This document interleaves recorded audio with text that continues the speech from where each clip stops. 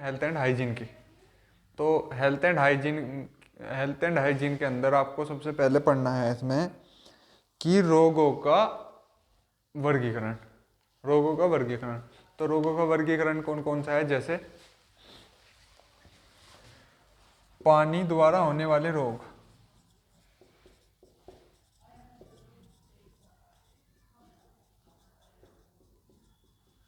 या दूसरा दूसरा आपको पढ़ना है दोस्तों, जैसे होते हैं, आप इसमें लिखा हुआ है, ये मैं चैप्टर 18 पे नंबर 274 की बात कर रहा हूँ। वायु द्वारा और कीटों द्वारा जैसे मलेरिया, डेंगू ये होते हैं, ये तो है रोगों का वर्गीकरण, ये आपको पढ़ना है सी सर्टिफिकेट के लिए।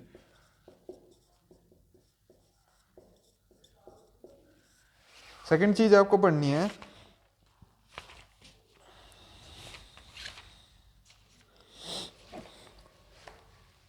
संतुलित आहार। संतुलित आहार,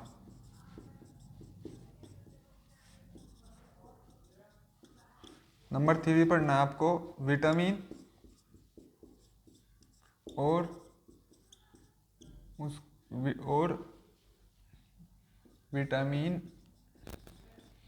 की कमी से होने वाले रोग, ये पढ़ना है आपको, विटामिन और विटामिन की कमी से होने वाले रोग। फिर आपको पढ़ना है कि जल को दूषित होने से रोकने के उपाय और जल को स्वच्छ करने की विधियां।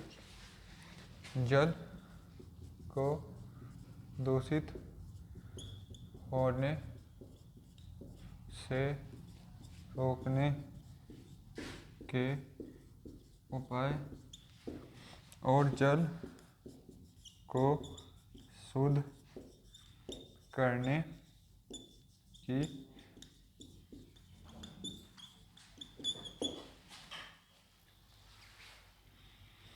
दोस्तों आप इन्हें नोट कर सकते हैं। उसके बाद में मैं आपको बताऊंगा कि नेक्स्ट टॉपिक आपको कौन कौन से पढ़ने हैं हेल्थ एंड हाइजीन के, तो आप इन्हें नोट कीजिए, उसके बाद में मैं आपको बताऊंगा।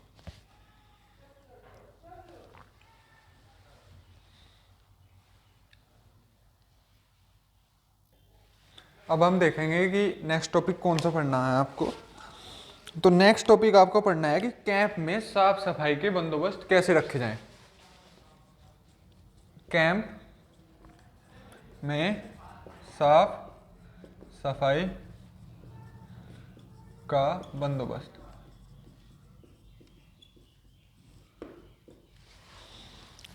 नेक्स्ट आपको पढ़ना है कि संतुलित आहार, मैंने बता दिया आपको, तो ये सब चीज़ें आपको पढ़ने हैं कि पानी को शुद्ध कैसे करें, पानी को दूषित होने से रोकने के उपाय, कैंप में साफ सफाई के उपाय, पर्सनल हाइजीन भी आपको पढ़ना है।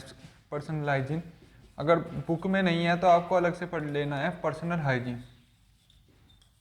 तो ये सब टॉपिक्स आपको हेल्थ एंड हाइजीन के से पढ़नी है। अब हम बात करेंगे नेक्स्ट चैप्टर की, आप इसे नोट करिए। आप इसे नोट भी कर सकते हैं, आप अपनी बुक के अंदर निशान भी लगा सकते हैं।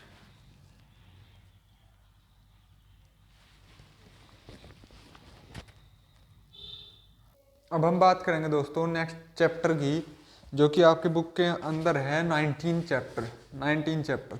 तो चैप्टर नंबर 19 जो है वो है फर्स्ट एड। फर्स्ट एड के बारे में हम बात करेंगे अब। First aid,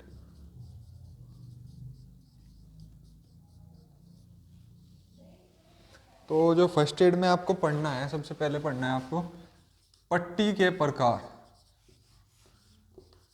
most important topic, पट्टी के प्रकार।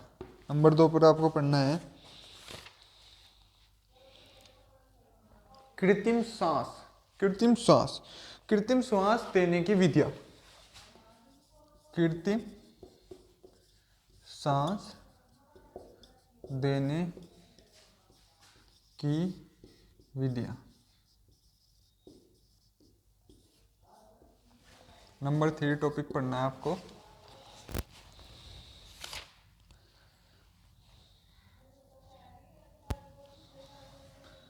हड्डी टूटने पर प्राथमिक चिकित्सा कि हड्डी टूटने पर आप क्या प्राथमिक चिकित्सा करेंगे वो आपको बताना है। नंबर 4,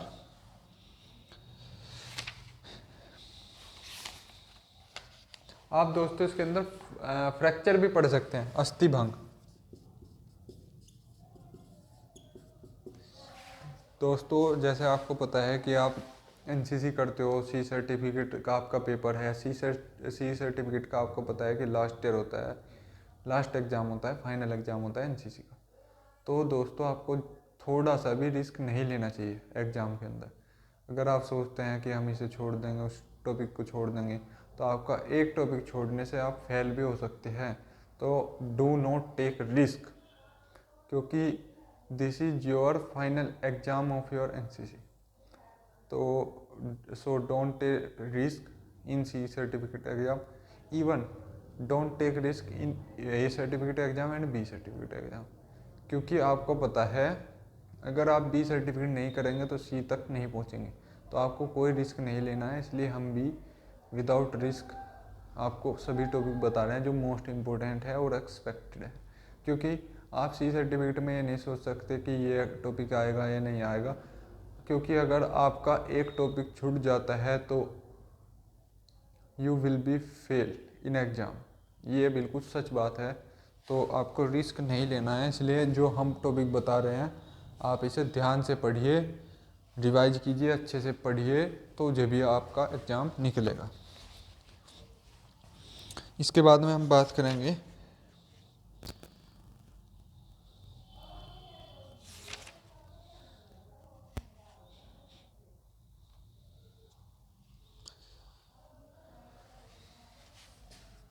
जलने पर प्राथमिक उपचार। जलने पर प्राथमिक उपचार। सांप का काटना। सांप के काटने पर, ये क्वेश्चन काफ़ी ज़्यादा पूछा जाता है कि सांप के काटने पर कौन सा इंजेक्शन दिया जाता है, या सांप के काटने पर प्राथमिक उपचार लिखो 5 पॉइंट में। तो आपको वहाँ लिखना है कि सांप के काटने पर ये, या सांप के काटने पर कौन सा इंजेक्शन दिया जाता है, एंटी स्नेक बाइट इंजेक्शन। तो आपको ये चीज़ें रिमेंबर होनी चाहिए जब आप पेपर देने जाते हो। इसके बाद में आपको लिखना है कि जैसे कुत्ते के काटने पर प्राथमिक उपचार, जैसे आपका सांप के काटने पर प्राथमिक उपचार है, ऐसे ही आपका कुत्ते के काटने पर प्राथमिक उपचार।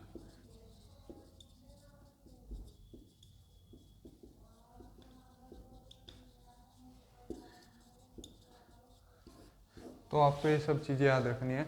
ये हम आपको handbook of NCC, you can see, handbook of NCC में से हम आपको ये सब चीज़ें बता रहे हैं। ये हम आपको कोई ऐसा नहीं टॉपिक बता रहे हैं कि जो आपको टॉपिक नहीं मिलने का, क्योंकि आप देखते हो कि कई बार ऐसा हो जाता है कि हमने आपको टॉपिक तो बता दिए और आप उन्हें टॉपिक को ढूंढने में ही असमर्थ हो। तो हम ऐसा नहीं कर रहे हैं, हम सबसे पहले हैंडबुक ऑफ एनसीसी को बेस मानकर आपको टॉपिक बता रहे हैं कि आपको ये टॉपिक पढ़ने हैं, और आप इन टॉपिक्स को अगर याद करोगे तो आपका ये मानो कि 60 to 70% पेपर आपका यहाँ से क्लियर हो जाता है। इसके बाद में जो 30-40% बचा है उसके लिए हम आपको अलग से बताएंगे। तो पहले आपको हैंडबुक अपनी कवर करनी है सी सर्टिफिकेट के लिए। तो आप इस टॉपिक को देखिए, इसके बाद हम नेक्स्ट टॉपिक देखते हैं। दोस्तों मैं आपको दोबारा बता देता हूँ कि don't take risk in C certificate exam because this is your final exam of NCC. तो बिल्कुल भी आपको रिस्क नहीं लेना है। हमारा चैनल आपको नोट्स भी प्रोवाइड करा रहा है, आप बुक में निशान लगाकर बुक भी पढ़ सकते हैं। आपके पास अभी काफ़ी कंटेंट है, क्योंकि पहले जब से डिजिटल प्लेटफॉर्म आया है, जब से कंटेंट काफ़ी अवेलेबल होना शुरू हो गया है। पहले इतना कंटेंट अवेलेबल नहीं हो पाता था, तो पहले एग्ज़ाम भी जीत आता था, लेकिन अब एग्ज़ाम थोड़ा हार्ड आने लगा है। तो आपको प्रिपरेशन भी अच्छी प्रिपरेशन होनी चाहिए, आपकी मीडियम प्रिपरेशन से पेपर नहीं निकलता। तो आपको so you have to well prepared your entire syllabus for C certificate exam. तो आपको कॉन्स्टेंटली अभी से प्रिपरेशन स्टार्ट कर देनी चाहिए, क्योंकि अभी कहीं फेब में पेपर है, कहीं जनवरी की लास्ट में है। सो आपको प्रिपरेशन अभी से स्टार्ट कर देनी चाहिए। हमारा चैनल आपको सबसे पहले हमने सिलेबस प्रोवाइड करा आपको B certificate as well as C certificate.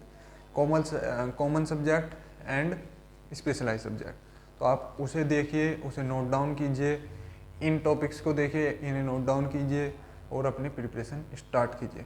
Don't waste your time now. तो अब हम देखेंगे नेक्स्ट चैप्टर आपका कौन सा है। जिन साथियों, अब हम बात करेंगे योगा के बारे में। योगासन जो हमारा चैप्टर है उससे भी लगभग 20 नंबर के आसपास क्वेश्चन, मतलब 20 नंबर के क्वेश्चन पूछ लिए जाते हैं। ठीक है, 20 नंबर के। तो कैसे कैसे क्वेश्चन पूछ जाते हैं उनके बारे में बात करें।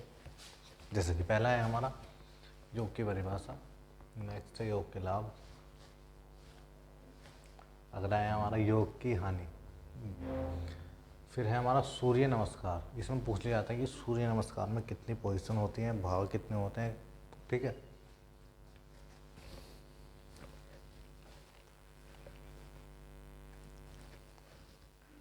फिर है योग के अंग।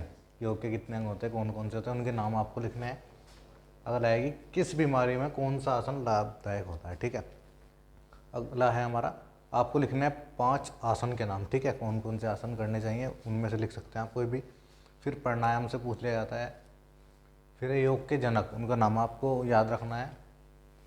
योग कब करना चाहिए। ठीक है, इस तरह के क्वेश्चन पूछ लिए जाते हैं और काफ़ी टाइम बाद रिपीट भी हो जाते हैं क्वेश्चन।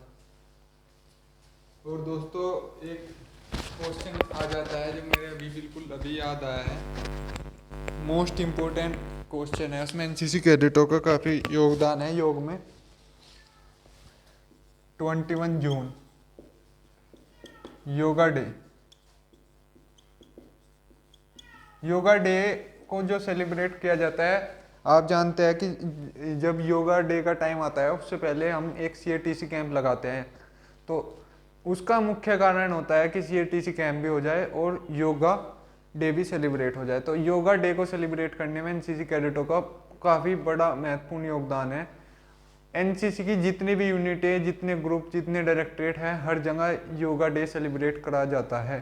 तो आपको इसे भी याद रखना है कि 21 जून योगा डे। योगा डे को मनाने में एनसीसी कैडेटों की क्या क्या भूमिका है, आपको इन जनरल पढ़ लेना है। इम्पोर्टेंट हो या ना हो वो बात की बात है।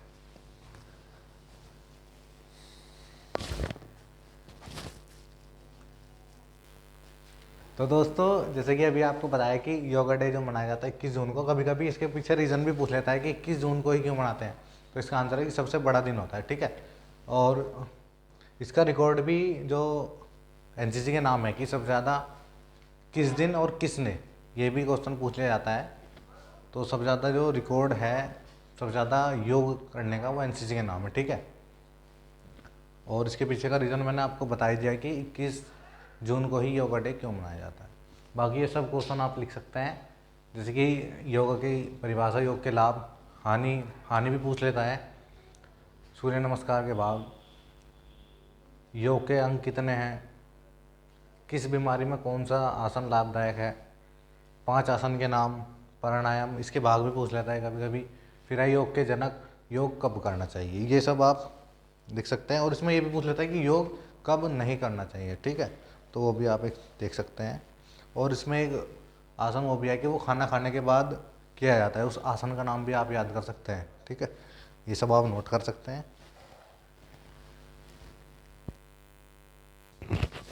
तो अब हम देखेंगे दोस्तों नेक्स्ट चैप्टर, जो कि अभी लेटेस्ट जो सिलेबस आया एनसीसी का उसके अंदर से हटा दिया गया है। ऐसा बताया जा रहा है कि एडवेंचर ट्रेनिंग यानी कि साहसिक प्रशिक्षण को सी सर्टिफिकेट के सिलेबस में से हटा दिया गया है।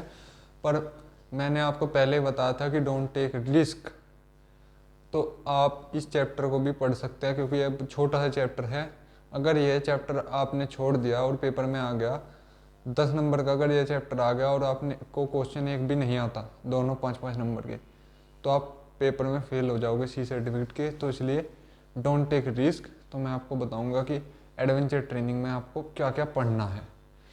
अब आकर एडवेंचर ट्रेनिंग में काफ़ी ट्रिकी क्वेश्चन आने स्टार्ट हो चुके हैं जो कि आपको एनसीसी की किसी बुक में नहीं मिलेंगे। तो कौन कौन से ट्रिकी क्वेश्चन हैं, कहाँ से आप पढ़ सकते हैं, मैं थोड़ा सा उसके बारे में डिस्क्राइब करूँगा। तो जैसे आपको पता है कि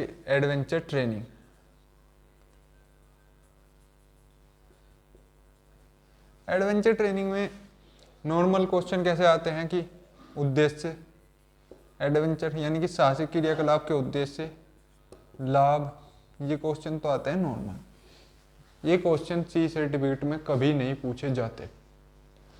दूसरा, आपसे पूछ लेगा कि एडवेंचर कितने प्रकार के होते हैं, कौन कौन से एडवेंचर एनसीसी में कराए जाते हैं, तो 3 प्रकार के हैं, आपको सबको पता है।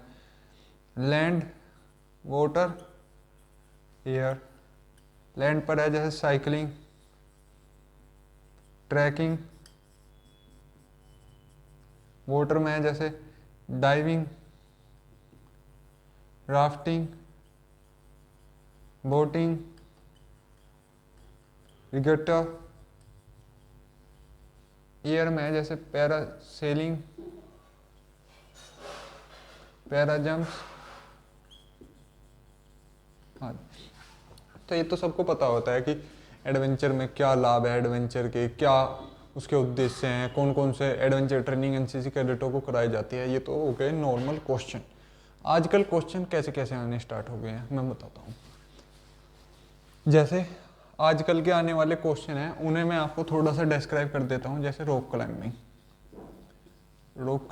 रॉक क्लाइंबिंग पर क्वेश्चन आ गया है कि रॉक क्लाइंबिंग क्या है और रॉक क्लाइंबिंग में क्या क्या सुरक्षा उपकरण हम इस्तेमाल करते हैं, या रॉक क्लाइंबिंग में इस्तेमाल होने वाले उपकरण कौन कौन से हैं। दूसरा आ गया माउंटेनियरिंग। माउंटेनियरिंग से क्वेश्चन आता है कि माउंटेनियरिंग का प्रशिक्षण देने वाली संस्थाएं भारत में कहाँ कहाँ हैं, और एनसीसी कैडेट्स को रॉक माउंटेनियरिंग का प्रशिक्षण कहाँ पर मिलता है।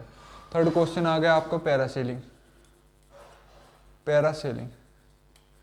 पैरासेलिंग में क्वेश्चन आता है कि पैरासेलिंग कितने प्रकार की होती हैं, और पैरासेलिंग का जैसे आपको पता है पैरासेलिंग 2 प्रकार की होती है, एक पानी के ऊपर और एक जमीन के ऊपर। तो आपको पता होना चाहिए। ऐसे क्वेश्चन अब एडवेंचर ट्रेनिंग में आने लगे थे सिलेबस में से हटने से पहले, लेकिन दोस्तों अभी भी मैं आपको बता रहा हूँ कि आपको रिस्क नहीं लेना है।